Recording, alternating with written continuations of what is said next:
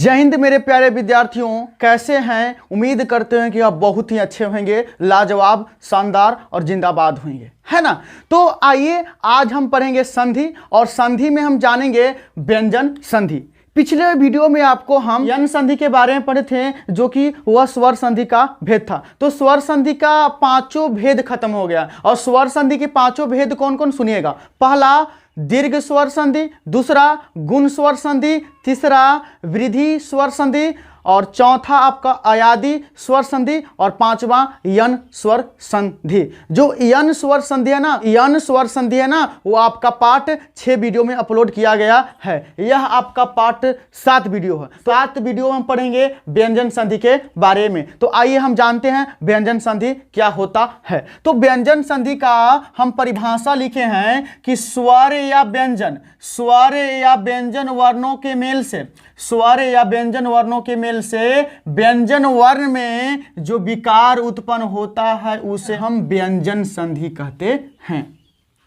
फिर से देखिएगा, स्वर या व्यंजन वर्णों के मेल से व्यंजन वर्ण में जो विकार उत्पन्न होता है उसे हम व्यंजन संधि कहते हैं। व्यंजन संधि में क्या होता है, सुनिएगा मेरी बातों के गौर से। तो व्यंजन संधि में होता है, एक तो स्वर होगा, एक व्यंजन होगा। एक स्वर, एक क्या जी, व्यंजन। यहां देखिए व्यंजन संधि में क्या क्या हो सकता है। तो पहले स्वर बाद में व्यंजन, है ना। पहले स्वर हो सकता है और बाद में व्यंजन हो सकता है। पहले व्यंजन हो सकता है और बाद में स्वर हो सकता है, चाहे दोनों व्यंजन हो सकता है ना। उसी को हम बोलेंगे व्यंजन संधि। जैसे कि यहाँ आप देख सकते हैं, यहाँ देख लो, ये क है जी, यहाँ पर क्या है क, और यहाँ पर क्या है अ। तो क क्या है आपका, व्यंजन है। क क्या आपका है, व्यंजन है। और अ क्या आपका है, स्वर है। तो एक उदाहरण देखिएगा किसका, तो व्यंजन संधि का उदाहरण देखिएगा। तो जैसे उच्चारण, तो उत प्लस का चारण, उत प्लस का चारण। देखो त क्या है, तो त आपका है व्यंजन, और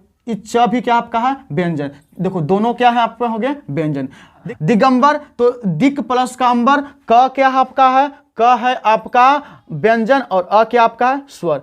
जगदीश, तो जगत प्लस का इस, त क्या आपका है व्यंजन, और ई क्या आपका है, स्वर। तो आइए देखिए, अब बोलिएगा, आपसे हमसे पूछिएगा कि गुरुजी आप बताइए कि व्यंजन संधि का प्रकार होता है। नहीं, इसका प्रकार नहीं, इसका नियम होता है ना। व्यंजन संधि का प्रकार नहीं होता है, व्यंजन संधि का नियम होता है ना। तो इसका कम से कम 5 से 7 नियम होंगे जो आपको हम बताएंगे।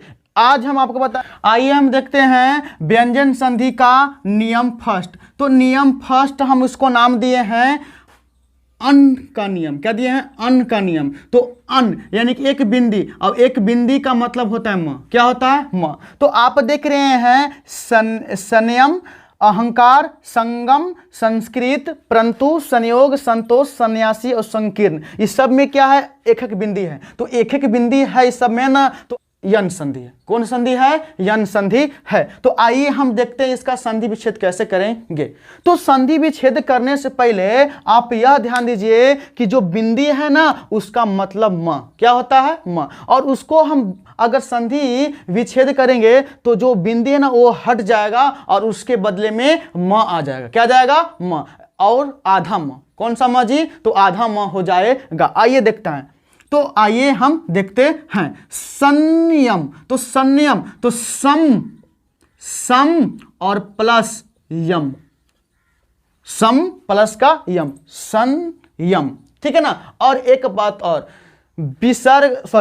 व्यंजन संधि की खास बात यह है, पहचान यह है ना, कि आप अगर उसको संधि विच्छेद करते हैं, व्यंजन संधि का खास बात यह है कि अगर आप उसको संधि विच्छेद करते हैं तो उसमें हलंत जरूर रहेगा। क्या रहेगा, हलंत जरूर रहेगा। अगर जिसमें हलंत नहीं है तो सोचिए कि वो आपका व्यंजन संधि नहीं है ना। तो देखिएगा आगे, देखिए अहंकार, तो अहंकार, तो अहंकार, तो क्या जाएगा,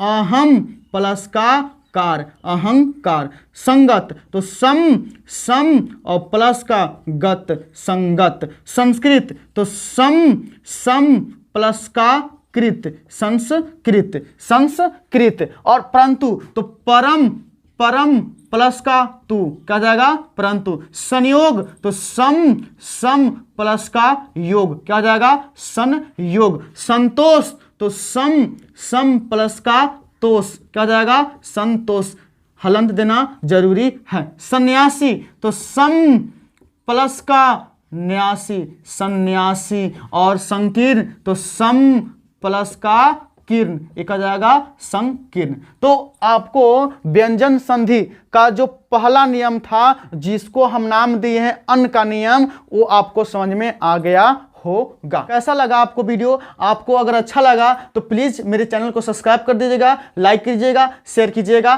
thanks for watching the video.